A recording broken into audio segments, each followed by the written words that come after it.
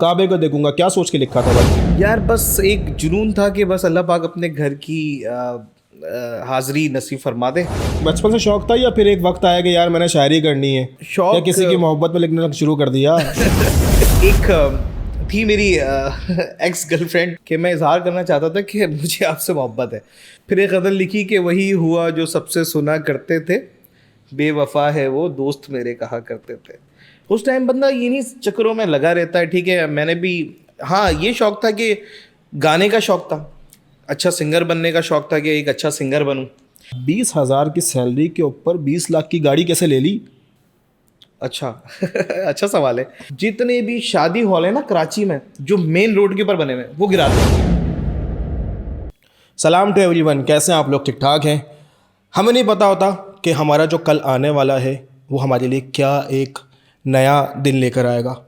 इसी तरह एक मेरा बहुत अच्छा दोस्त जो कि शायरी करता था, और शायरी किसी और मकसद के लिए करता था, समझ तो गए होंगे आप, बट अब किसी और मकसद के लिए करता है, क्योंकि उसे भी नहीं पता था कि एक रात वो सोएगा और सुबह उठेगा जो उसके हाथ की लिखी हुई पोएट्री दुनिया के अंदर इतनी मशहूर हो जाएगी कि आप उसके सारे वर्ड अपने स्टेटस के ऊपर देखते हैं। इवन कि आप कोई स्टॉल कर रहे होते हैं यूट्यूब या फेसबुक, उस शायरी के खूबसूरत अल्फाज को समात कर रहे होते हैं।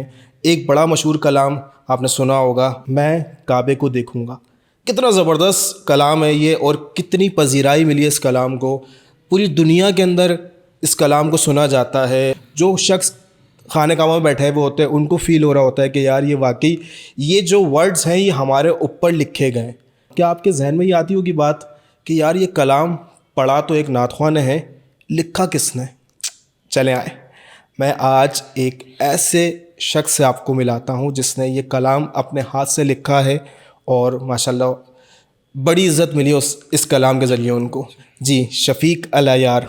वालेकुम सलाम नबील, बहुत शुक्रिया कि आपने मुझे इनवाइट किया। और मैं तो ये देख रहा हूँ कि आप एक डेंटल फील्ड से क्या कहते हैं पॉडकास्ट की तरफ आए, तो इसकी क्या वजह है? और मतलब मुझे तो बहुत अच्छा लग रहा है।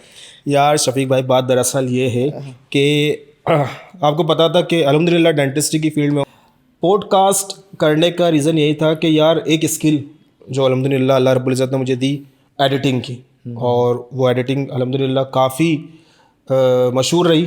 काफ़ी लोगों के मैंने कलाम भी एडिट किए थे, और दीगर मैंने कमर्शियल्स भी किए, और कहना नहीं चाहिए अल्लाह माफ़ करे, कुछ ड्रामे भी किए, कुछ फिल्में भी की। अच्छा। तो फिर मैंने सोचा यार क्यों ना अपनी स्किल का फ़ायदा अपने आप को दूं, ना कि दूसरों को दिया जाए। इस वजह से मैंने पॉडकास्ट का किया, क्योंकि पॉडकास्ट का आजकल बड़ा जो है ना वो ट्रेंडिंग में चल रही है सब चीज़ें। बाय द वे, आप सुनाए कैसे? ठीक ठाक हैं मैं आप? बिल्कुल ठीक हूँ, तुम सुनाओ। काबे को देखूंगा, क्या सोच के लिखा था भाई? यार बस एक जुनून था कि बस अल्लाह पाक अपने घर की हाज़िरी नसीब फरमा दे, और कोई दिन ऐसा आए कि मैं भी खाने काबा को बिल्कुल इस तरह करीब से देखूं, क्या बात है। और उसके गिलाफ को छू लूँ। मतलब ये हर मुसलमान की भी ख्वाहिश होती है, और मेरी भी बहुत ख्वाहिश थी। शफीक यार, शायरी बचपन से शौक था या फिर एक वक्त आया कि यार मैंने शायरी करनी है, या शौक किसी की मोहब्बत में लिखना शुरू कर दिया? अच्छा, शायरी का शौक़ इस तरह था कि पहले मैं शायरी बहुत शौक़ से पढ़ता था। पढ़ने का मुझे बड़ा शौक़ था कि मैं बड़े बड़े शायरों की किताबें ढूंढ के लेकर आता था, जैसे इतवार बाज़ार से, इधर उधर से, जहाँ से भी मुझे कोई मशहूर शायर की किताब मिलती थी तो वो मैं घर लेकर आ जाता था। उसे मैं फ्री होके उसे लाजमी पढ़ता था, क्योंकि मैं इंजॉय करता था उसको। गुड। मुझे बड़ा मज़ा आता था। मैं शायरी पढ़ता था, उसके जो मुझे शेर होते थे, जो अशार थे, वो मुझे बहुत अच्छे लगते थे। तो फिर जब पढ़ने का शौक़ था तो फिर आहिस्ता आहिस्ता लिखने का भी शौक़ हुआ। और एक थी मेरी एक्स गर्लफ्रेंड। वाह। तो उसे मुझे इजहार करना था ना, कि मैं इजहार करना चाहता था कि मुझे आपसे मोहब्बत है। तो मुझे डर लगता था उसके भाइयों से, जो सीधी बात है। तो मैंने सोचा कि यार मैं अगर उसे लेटर देता हूँ, अगर ये पॉडकास्ट उनके भाई ने देख लिया तो? कोई इशू नहीं है, नाम नहीं ले रहा ना। अच्छा ठीक है। तो मैं उसे लेटर देता हूँ तो वो पकड़ लेंगे, वो पकड़ेंगे और मेरी पिटाई करेंगे। तो मैंने सोचा यार जदीद टेक्नोलॉजी इस्तेमाल करनी चाहिए कोई ना। तो मैंने एक गज़ल लिखी, और गज़ल में वो सारी बातें लिखी जो मेरे दिल का हाल था। तो वो गज़ल मैंने किसी के थ्रू भिजवा दी वहाँ पर। वो गज़ल मैं सुनना चाहता हूँ। मुझे सही याद नहीं, लेकिन मैं एक शेर उसका सुनाने की कोशिश करता हूँ क्या करें ये जुदाई का आलम सहा नहीं जाता, तुमसे मिले बगैर अब मुझसे रहा नहीं जाता। कहीं दूर चला जाऊं तो वहाँ मेरा दिल नहीं लगता, तुम्हारे घर से दूर अब मुझसे रहा नहीं जाता। फुल डूबी हुई शायरी, यानी कि इश्क मोहब्बत और जाम में। बिल्कुल बिल्कुल ऐसा ही है। अच्छा, तो गज़लें लिख के मैं भेजता रहा, ठीक। अपने दिल का इजहार इसी तरह करता रहा। सही। फिर जब उसकी एंगेजमेंट कहीं और हो गई, वो ना तुम्हें पता है, फिर एक गज़ल लिखी कि वही हुआ जो सबसे सुना करते थे, बेवफा है वो दोस्त मेरे कहा करते थे। तो बस मतलब गज़ल से फिर यानी कि चलते चलते चलते आशिक मिजाज शख्सियत में आपका काउंट होना चाहिए। देखो, बचपना है, स्टूडेंट लाइफ थी, और वो उस टाइम हमें ये पता ही नहीं था कि हमें आगे चल के करना क्या है। ठीक। मतलब एक आप 14-15 के थे, मतलब 15 से 16 साल के थे, उस टाइम आपको नहीं पता होता कि आपका गोल क्या है, ठीक। आप आगे चल के करना क्या चाहते हैं। उस टाइम बंदा इन्हीं चक्करों में लगा रहता है। ठीक है, मैंने भी, हाँ, ये शौक था कि गाने का शौक था, अच्छा सिंगर बनने का शौक था कि एक अच्छा सिंगर बनूं और दुनिया में नाम हो। क्रिकेट का बड़ा शौक रहा। वैसे ये तब्दीली कहाँ से आई? एक वक्त के अंदर आप ऐसी गज़ल लिखते थे, फिर उसके बाद सिंगिंग, और अब देखते हैं कि वो आपने ऐसा कलाम लिखा जिस कलाम के जो अल्फाज हैं वो लोगों के दिलों में छप गए। नबील, तुम्हें पता है कि नमाज शुरू से मैं पढ़ता हूँ, क्योंकि दुनिया के सारे काम एक तरफ और नमाज एक तरफ, ठीक है ना। अल्हम्दुलिल्लाह। मैं हर काम को ये कहता हूँ कि पहले नमाज बाद में काम। तो ये मेरी अल्हम्दुलिल्लाह शुरू से आदत है। तो मैं ईशा की नमाज़ पढ़ रहा था, तो सिंगिंग का भी शौक था और नमाज भी पढ़ता था, ठीक है, नमाज नहीं छूटती थी अल्हम्दुलिल्लाह। तो हुआ ये कि ईशा की नमाज़ पढ़ रहा था मैं मस्जिद में, और मस्जिद में कोई नहीं था, मैं लेट पहुंचा था। तो वहाँ मस्जिद के बराबर में ना एक ग्राउंड है, उसमें किसी की शादी हो रही थी। तो वहाँ आतिफ़ असलम मुझे बहुत पसंद था, तो उसके गाने चल रहे थे। तो मैं नमाज़ नहीं पढ़ पाया था वहाँ पर। तो मुझे उस दिन थोड़ा ये हुआ कि यार ये कभी मैं गाना गाता हूँ, मुझे पता था मेरी शायरी बहुत पसंद की जाती है, और मैं अगर गाने भी लिखता और कोई गाना इस तरह से मशहूर हो जाता तो कितने लोग परेशान होते, घरों में लेडीज़ नमाज़ पढ़ रही होती हैं, 10 मसले होते हैं। तो फिर उस दिन मेरा दिल ना थोड़ा इस तरफ से हट गया था। वही हुआ ना कि देखें, अच्छा आपने सोचा तो अल्लाह ने अल्लाह दिल रब्बुल में इज़्ज़त डाला। ने आपको अपने रास्ते पे रख लिया। बिल्कुल हकीकत है ये। मैं अच्छा, इतना शौक था मुझे कि मैं एक ऐसा गाना लिखूं जो पूरी दुनिया में ना सब गुनगुना रहे हों। एक बड़ी ख्वाहिश थी मेरी, लेकिन फिर इस ख्वाहिश को मारते हुए मैंने कहा भाड़ में जाए। मैंने कहा हम दौर नात लिखेंगे। मुझे पता है सिर्फ एक गाने जो हैं वो हिंदू गैर मुस्लिम जो है वो भी सुनते हैं, ठीक है। फिर मैंने कहा भाड़ में जाए, इतनी फ़ैन फॉलोइंग, अच्छे काम की तरफ जाते हैं, ठीक है, कोई मसला नहीं, कम लोग सुनेंगे, कोई इशू नहीं है।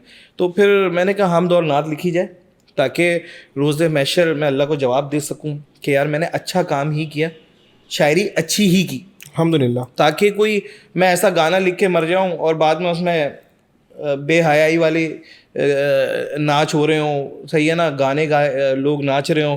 तो फिर मैंने सोचा कि यार ये काम रोज़े महशर के लिए सही नहीं है। फिर कभी भी आपने मर जाएंगे। बाकायदा क्या ये इस्लामिक पॉइंट ऑफ व्यू से जो नात कलाम लिखने की तालीम ली? जी बिल्कुल, मैंने तालीम हासिल की है तकरीबन 7 साल। अच्छा, जी बिल्कुल। 7 साल, यानी कि आपने सिर्फ शायरी पे टाइम दिया, वो भी ऐसी शायरी जो आपने हुजूर के बारगाह में अपने अल्फाज लिखने हैं। बिल्कुल ऐसा ही है, क्योंकि क्या बात है यार। मुझे ऐसा लगता था कि शायरी बस ऐसी है कि बस आपने काफ़िए को जान लिया और रदीफ जान ली, मतलब काफ़िया ये होता है, रदीफ ये होती है, तो इससे शायरी कंप्लीट नहीं हो जाती आपकी, ठीक है ना। आपको बाकायदा इसकी क्लास लेनी पड़ती है। ये एक वाहिद कलाम आपने लिखा है या और भी कलाम लिखे हैं? तकरीबन मैंने कोई 60-65 कलाम लिखे हैं। यानी कि अनकरीब आपकी किताब शाया होने वाली है। इंशाल्लाह मेरा पूरा इरादा है कि मैं जल्द से जल्द कोई किताब बनाऊं, लेकिन बस 100 कलाम हो जाए मेरे, अल्लाह पाक करवा देगा इंशाल्लाह, जिसमें से बस ये कलाम जो है मेरा, मैं काबे को देखूंगा, ये बहुत पसंद किया जाता है। ये बात तो सब क्लियर हो गई, बट एक चीज़ मुझे पूछनी थी शफीक यार, 20,000 की सैलरी के ऊपर 20 लाख की गाड़ी कैसे ले ली? अच्छा अच्छा सवाल है नबील। मैं एक चीज़ पे ना शुरू से बिलीव करता हूँ कि जो आप सोचते हो ना वो आप कर जाते हो। अब मिसाल मैं ये दूंगा कि मेरी बचपन से एक आदत है, मेरा एक दोस्त है जो मेरी गली में ही रहता है, वो जब मैंने शायरी छोड़ी ना, दुनियावी शायरी छोड़ी, तो मैंने अपने दोस्त से कहा यार अब हम दौर नात लिखूंगा मैं। तो उसने कहा यार इसमें वो पजीराई नहीं मिलेगी। मैंने कहा मिलेगी, हर फील्ड में ना कोई स्टार होता है, ठीक है। उस टाइम जिसके व्यूज़ बहुत अच्छे आ रहे थे, मिलियंस में आ रहे थे, तो वो एक नातख़्वाह है हाफिज़ ताहिर कादरी, मैं उनका जिक्र करूँगा लाजमी, मेरे पसंदीदा नातख़्वाह हैं। अच्छा, तो मैंने देखा इनके व्यूज़ बहुत अच्छे आ रहे हैं, लेकिन अब इनसे शायरी पढ़वाने के लिए क्या करूँ? अब ये था मतलब ना टारगेट कि यार इनसे मुलाकात कैसे होगी और इनसे शायरी कैसे पढ़वाई जाएगी, क्योंकि इनके व्यूज़ आते हैं मिलियन में। ठीक है, अब मैंने कहा यार दुनिया में शायरी जाएगी तो इस शख्स के ज़रिए जा सकती है। ठीक है, तो बड़ी प्लानिंग करी। ठीक। बड़ी प्लानिंग में यह है कि ये बंदा बैठता किधर है इस बंदे से मुलाकात कैसे होगी, ठीक। ये किस बंदे के साथ बैठता है। तो ये एक पूरी प्लानिंग थी। मैंने अपने दोस्त से कहा कि तुम भी यहीं हो, मैं भी यहीं हूँ। पूरे 7 साल बाद, क्योंकि कोई भी आप काम शुरू करते हैं, आपने कुछ भी इरादा किया होता है कि यार फोकस, आपका लाइफ का फोकस जो है बहुत मायने रखता है। फोकस ये है कि आप कुछ भी सोचते हैं कि यार मुझे 7 साल बाद ना मैं अपने आप को इधर देखना चाहता हूँ, या आने वाले फ्यूचर में मैं अपने आप को यहाँ देखना चाहता हूँ, तो उसकी प्लानिंग आपको 7 साल पहले करनी पड़ती है। कम से कम 5 साल, ज़्यादा से ज़्यादा 7 साल। 20,000 की सैलरी थी, कोरोना का चल रहा था कि भाई किसी भी टाइम तुम्हारी जॉब मिस हो सकती है। तो मेरे दिमाग में जॉब के दौरान ही ये आया कि मैं कुछ पैसे मेरे पास हैं, ठीक, कुछ वालदा ने दिए, कुछ मैंने अपने भाई से लिए, जो ये सारे पैसे मुझे देने थे। मतलब मैंने उस टाइम पे वो गाड़ी ली 12 लाख रुपए की। कोरोना में जॉब का कुछ पता नहीं था कब छुड़िया है, कब निकालना है मुझे।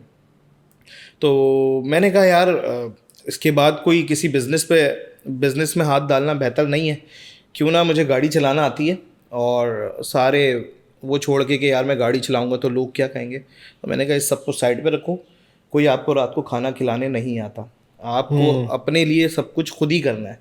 तो मैंने सोचा कि चलो भाई गाड़ी लेते हैं और उसको चलाते हैं किसी एप्लीकेशन में। तो मेरे दिमाग में आया कि गाड़ी ले लेते हैं। अब जॉब भी चल रही थी, तो मैंने गाड़ी ली। फिर जब मैंने उसे किसी एप्लीकेशन में अपनी गाड़ी लगाई तो माशाल्लाह बहुत अच्छा रिस्पांस आया। ठीक। और जितने भी लोग थे वो कह रहे थे तुम डूब जाओगे। मैंने कहा मुझे नहीं लगता इस काम में। ये बात ये बड़ी मुझे बुरी लगती है एक बात, ये जो लोग मैं कहते हैं। नाज़रीन को भी ये बात बताऊंगा कि ना एक्सपीरियंस वाले बंदे से ना मशवरा लेना चाहिए, क्योंकि हज़रत अली का भी कॉल ये है कि जो तजर्बेकार लोग होते हैं ना उनका मशवरा काम आता है। और जो लोग जिनको कुछ नहीं होता ना, यानी कि फॉर एग्जांपल जिसको मैंने भी काफ़ी सारे कारोबार किए हैं और मैंने कारोबार करके एक्सपीरियंस किया है, बाकायदा एक्सपीरियंस किया। मैंने फ़ास्ट फूड खोला, मैंने होटल खोला और दीगर मैंने बिज़नेस किए। पर ये नहीं, उस वक्त जो लोग आया करते थे ना, यार ये नहीं करो। फिर मैंने उनसे पूछा कि यार क्या तुमने ये काम किया हुआ है? बोलते हैं नहीं। तो बोला तुम्हारे पास एक्सपीरियंस थोड़ी है। हाँ, मैं अब उस चीज़ का एक्सपीरियंस दे सकता हूँ, क्योंकि मैंने फास्ट फूड का भी किया, मैंने कैटरिंग वगैरह का भी काम काफ़ी किए हैं। तो मैं अगर किसी को कोई बात कहता हूँ ना कि यार फास्ट फूड के लिए अगर काम करना है तो प्लानिंग किया है, तो प्लानिंग में दे सकता हूँ, बिकॉज मैंने इसके ऊपर काम किया है और काम करने के बाद इसको पूरा देखा है, समझा है, समझने के बाद इसके ऊपर पीछे हटा। फिलहाल अल्हम्दुलिल्लाह डेंटिस्ट्री की फील्ड में था, इसके अलावा मैंने दूसरा बिजनेस करने का सोचा था। तो मैंने लोग जो है ना, जो दूसरे लोगों की बात ये तुम नहीं कर सकते, उनको ज़रूर देखना भाई कि उनका पीछे का क्या सूरत हाल थी, कि क्या उन्होंने जो है वो अपने लाइफ में एक्सपीरियंस किया, या फिर वो तीर खींच के मार रहे भाई तू तो कामयाब नहीं है, मैं भी कामयाब नहीं हूँ, तू भी नहीं होगा, ये सोच होती है। बिल्कुल ऐसा ही है नबील। ये उन लोगों से मशवरा बिल्कुल नहीं करना चाहिए, मैं भी इसके ख़िलाफ़ हूँ। आप मिसाल के तौर पर आप पॉडकास्ट कर रहे हैं, ठीक है, अब आप मशवरा कर रहे हो एक ड्राइवर से, कोई भी ड्राइवर है, मिसाल के तौर पे मैं ही ड्राइवर हूँ, अब आप मुझसे मशवरा कर रहे हैं शफीक भाई मैं पॉडकास्ट करना चाहता हूँ, तो यार अच्छा तो मुझे पता ही नहीं है पॉडकास्ट के बारे में, ऐसा ही है। मैं तुम्हें क्या गाइड करूँगा, क्या समझाऊँगा। लेकिन अब मैं होशियार बनूँगा ना, अब यार ये मेरे पास आया, मुझसे सवाल कर रहा है, मैं कुछ तो दूँ इसको ताकि मेरी भी रह जाए कुछ ना कुछ, ठीक है। तो वो लोग बेकार होते हैं, ठीक है। आप सबसे पहले अगर किसी से मशवरा कर रहे हैं ना, तो उसकी फील्ड वालों से मशवरा करें। ऐसा ही है। मिसाल के कोई भी बिजनेस करना चाहते हैं तो उस फील्ड के बंदे से मशवरा करें, वो आपको सही गाइड करेंगे। तजर्बेकार लोगों से तजर्बा लिया जाए, जो उस चीज़ का तजर्बा रखते हो। अच्छा, फिर जब मैंने लोगों से मशवरा किया तो लोगों ने मुझे कहा कि यार तुम डूब जाओगे, तुमने गाड़ी तो ले ली, अब ये फिर बिकेगी बड़ी मुश्किलों से, ये है वो है, बड़ा डराया लोगों ने ना। जो ना तजर्बेकार लोग होते हैं ना, वो डराते ही हैं। तो बहरहाल मैंने कहा अल्लाह का नाम लेके मैंने गाड़ी ली और मैंने एप्लीकेशन में चलाई। चलाने के बाद इतना अच्छा रिस्पांस आया कि मैंने वो गाड़ी 2 साल में अपनी करी, अल्हम्दुलिल्लाह, ठीक है। और मैं अभी भी लोगों से ये कहूँगा कि पहले ख़ुद तजर्बा करें, ठीक है। कोई भी काम करना चाहते हैं ना, तो आपको तकरीबन ना उस काम को समझने में कोई 5-6 महीने लग जाते हैं। आपको किसी से कुछ पूछने की ज़रूरत नहीं है, आपका दिल चाह रहा है कि आप एक रेस्टोरेंट बनाएं तो आप बनाएं, आपका दिल चाह रहा है आप बनाएं, लेकिन उसमें ये नहीं कि आप 2 महीने में हिम्मत हार जाएं। तकरीबन उस काम को आप ना 8 से 9 महीने दें हर हाल में, तब जाके रिजल्ट आता है सामने। ठीक। सही है ना। और आपको उस हिसाब से आप रेस्टोरेंट बना रहे हैं तो आपको लोकेशन देखनी है कि यार इस रोड पे कोई गुजरता भी है, इस रोड से कोई गुजरता भी है या नहीं गुजरता। अब आप सन्नाटे में बना लें, अब आप कोई नामी गिरामी ब्रांड तो है नहीं आपका, आप सन्नाटे में भी बनाओगे तो लोग आएंगे नहीं। आपको लोकेशन देखनी है सबसे पहले कि जहाँ से लोगों का ज़्यादा गुजर हो। लोकेशन से मैं एक बात आपको कहता चलूँ शफीक भाई, मेरा एक्सपीरियंस जो रहा ना, 3 जगह पर जो है ना आपका खाने का कारोबार बूस्ट करेगा। 3 जगह पे, वो 3 जगह कौन सी हैं? एक, जहाँ पर पब्लिक का आना जाना ज़्यादा हो, ठीक है, यानी कि ऐसा हो मॉल के अपोजिट ऐसी जगह। दूसरा, किसी हॉस्पिटल के नियरेस्ट हाँ कह आपका सकते हैं। खाना फूड जो है ना वहाँ पर चल सकता है। तीसरा, जहाँ पर कोई ना हो और वहाँ आप एक रेस्टोरेंट खोलें, तो लोग आजकल अपने आप को रिलैक्स करने के लिए ऐसी जगह पर जाते हैं जहाँ पर रिलैक्स होकर अपने आप को खाना खा सके। ये 3 जगह पर बिजनेस बूस्ट करता है, कह सकते हैं। क्योंकि ये मैंने एक्सपीरियंस किया है। क्योंकि मैंने जहाँ अपना फास्ट फूड खोला था वो जगह मुझे फील हो गया था कि यार मैंने स्टेप गलत लिया है। तो फिर बाद में मुझे पता चला कि यार यहाँ खोलना चाहिए, तो फिर वहाँ मैंने तो नहीं खोला, जिस दोस्त ने खोला आज अल्लाह का शुक्र है वो वेल सेट है माशाल्लाह। शफीक भाई। रोड्स के ऊपर तो आपका काफ़ी एक्सपीरियंस रहा है, रोडों के बारे में क्या ख्याल है कि रोड कराची के हमारी जो हालात सड़कें हैं ना वो उनका बेड़ा गर्क हुआ हुआ है। हुआ हुआ या कर दिया है? ये भी कह सकते हैं, क्योंकि आप चले जाएं 15 से 17 साल पीछे चले जाएं तो कराची कितना खूबसूरत था, इसकी सड़कें कितनी प्यारी थी, फुटपाथ इतने ज़बरदस्त बने हुए थे। अब आप जाके देखें ज़रा, आजकल तो फुटपाथ के ऊपर चलने की बजाय वहाँ पर तो कोई ना कोई कारोबार की जगह खुली हुई है। हाँ एक तो भाई सबसे बड़ा मसला ये है कि गलत पार्किंग और गलत ठेले। सही है ना, इन्होंने तो बड़ा परेशान किया हुआ है। आप कार चला ही नहीं सकते रोड पर, सही है ना, क्योंकि आप जहाँ से गुजरते हैं आप ठेले से बच रहे हैं तो ठेले के बराबर में गड्ढा है, आप गड्ढे में गिर जाते हैं। सही है, ज़रा आगे जाओ तो जंप आ जाती है, जिसका दिल चाहता है वो वहाँ जंप बना लेता है। देखो नबील एक बात बताता हूँ, एक रोड है उसमें 3 ट्रैक हैं, fast track, medium, slow. Slow पे ठेले खड़े हो गए, मीडियम पे गड्ढा है, अब खाली एक ट्रैक बचता है। अब ट्रैफिक तो होना है ना, सही है। अब क्या है कि मीडियम ट्रैक पे चलने वाला देखेगा अरे यार गड्ढा आ रहा है, अब वो गड्ढे से बचने के लिए या वो ठेले की तरफ जाएगा या वो फास्ट ट्रैक की तरफ जाएगा। कहीं तो वो जाएगा कि गड्ढा अगर ज़्यादा बड़ा है, उसे पता है यार मेरी गाड़ी गिरनी है इसमें बुरी तरह, अगर छोटा है तो बंदा बीच में से अपनी गाड़ी गुजार लेता है, ठीक है। अब वो ज़्यादा बड़ा है तो वो क्या करेगा, फास्ट ट्रैक की तरफ जाएगा, वहाँ से अगर तेज़ गाड़ी आ रही है तो एक्सीडेंट। ऐसा ही है। सही है। अगर वो ठेले की तरफ जाता है तो वहाँ कोई कुछ ना कुछ खरीद रहा है, सही, उस बंदे को गाड़ी लग जाएगी। तो एक्सीडेंट की असल वजह यह है, ठीक है। और सड़कों का बुरा हाल इस वजह से कि ये जो ठेलों की इजाज़त आपको मेन रोड पे दे दी जाती है ना, और सबसे बड़ा मसला जो अभी कराची में चल रहा है ना, वो सबसे बड़ा मसला ये है कि शादी हॉल की इजाज़त दे देते हैं मेन रोड के ऊपर। बनाओ ये तो हॉल, है।